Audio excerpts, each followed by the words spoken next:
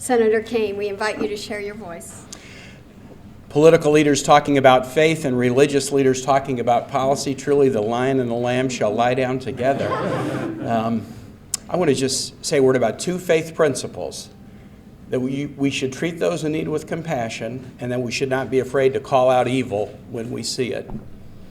We should treat those in need with compassion. 4 million Syrian refugees have fled their country. 8 million are displaced. Hundreds of thousands have been killed.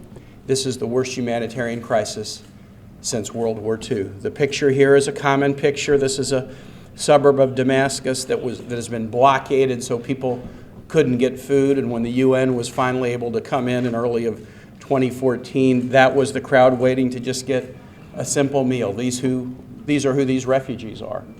Senator Durbin talked about this very tough, but we've got to just be honest about this.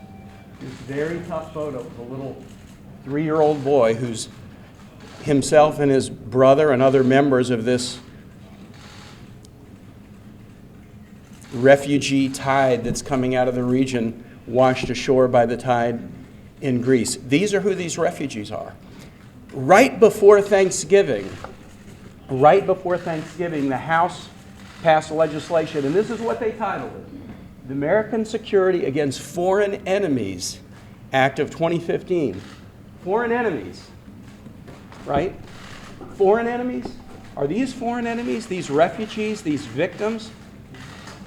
I think of the Gospel of Luke and the Good Samaritan story. The priest and the Levite pass by the person that's beaten up and laying on the side of the road. The Good Samaritan goes and helps. At least the priest and Levite passed by. They didn't go over and kick them. They didn't go over and kick somebody when they were down, and that's what labeling refugees as foreign enemies essentially is.